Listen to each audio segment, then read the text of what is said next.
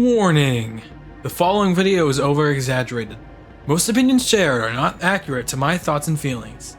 This is a parody of Nathaniel Bandy's Triggered series. Please take everything said as professional constructive criticism. The PCC.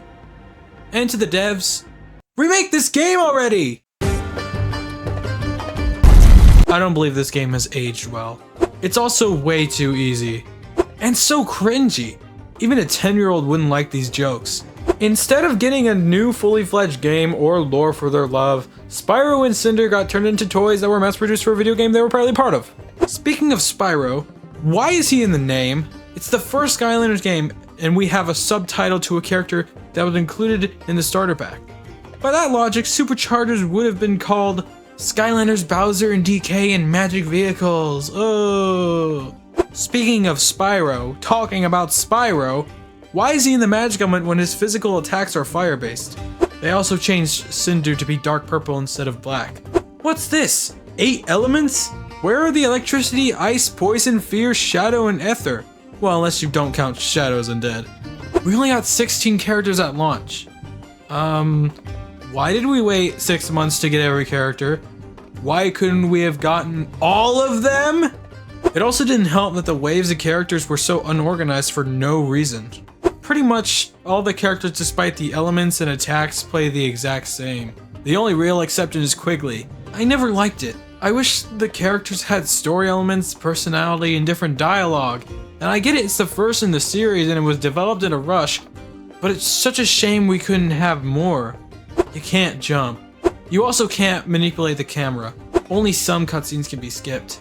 Also, sometimes the game soft locks when you do skip cutscenes. And you can't even switch Skylanders in them. Not even in mini segments. The PlayStation 3 and Xbox 360 versions. The achievements for them. The 3DS version. It has a different story, different starter pack characters, different gameplay, and you can jump? By the way, Dark Spyro was only in this starter pack.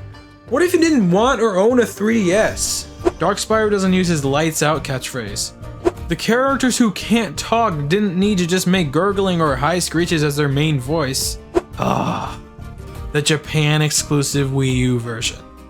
Ew, Spyro, what happened to your head? Are you balding with scales?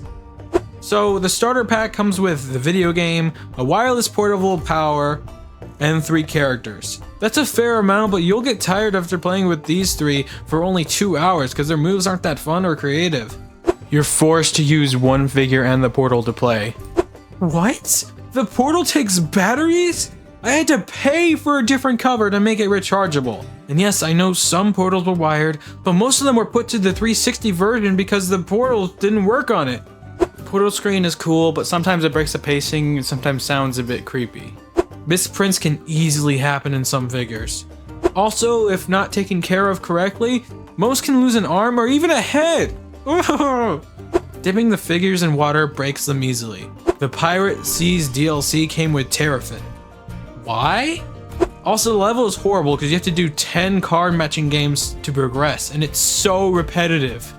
The Empire of Ice has ice physics. It also has a very cool and unique boss. Do you know what it is? It's a wall! The Darklight Crypt door can't move.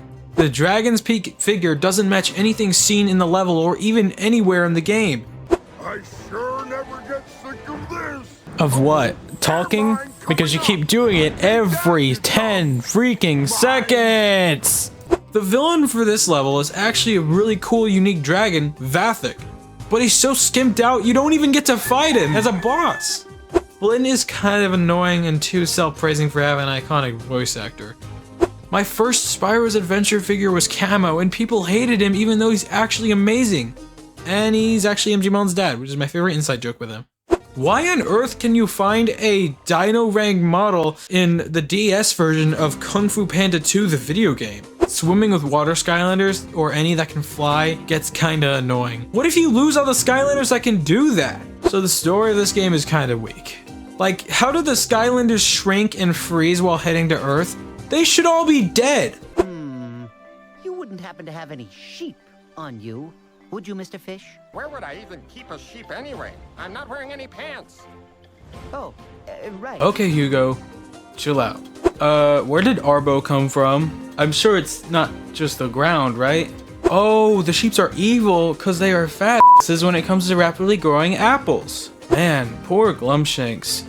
Forced to be tortured by his annoying owner. Most of the chaos battles are, hey, fight a Skylander, but evil. And then it's, hey, avoid the obstacle. And then finally, it's, hey, fight all 3 of the evil Skylanders, but with reduced health. And it happens 4 times. There is barely any extra content. And with that content, the game encourages you to do all of it. But then when you get every character and start doing it suddenly after like a few months, Skylander Giants comes out or gets announced, and you have to stop playing Spyro's Adventure to play that game instead. You can't recollect any treasure or collectibles. By standing in this one spot in Perilous Pastures while having a life Skylander, you can magically open this life path. Stupid, I know.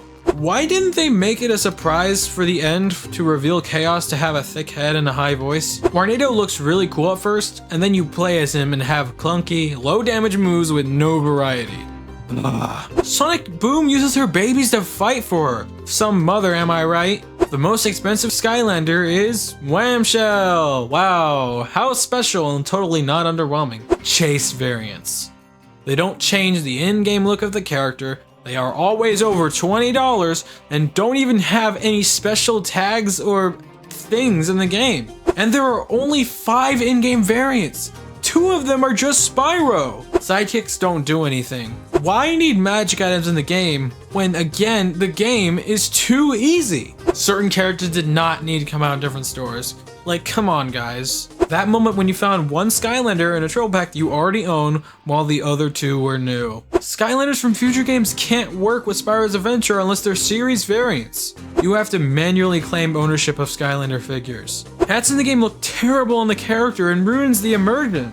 You can't use a GameCube controller with this game. It also kind of feeds motor controls. The way they do it in this game isn't horrible, but it is kind of repetitive. On the Wii, the frame rate is varied by a lot. You will almost always hit that horrible spot between 20 frames per second to 45 frames per second. The battle mode is unfair if one player uses a maxed out Skylander. And also, that mode is the only source of replayability. And it has no online play. The guy in this mode talks almost every 30 seconds. The final boss isn't cool at all. It reuses assets from previous bosses and forces you to wait for Chaos to slam his vehicle into the ground. Then he recharges his life bar and you have to avoid the Hydra Dragon attacks that were used previously. It's just so uncreative for having such a great antagonistic monster that fights along the weird character that makes it all so dumb. So why did I actually make this video? Well, it's because no one else has done it. I actually love SSA and will continue to play it as the years go by. But with that said, thank you guys for watching. Make sure to like, comment, subscribe, and I'll see you when I do another gaming video or perhaps a Skylander stream soon. Goodbye, guys.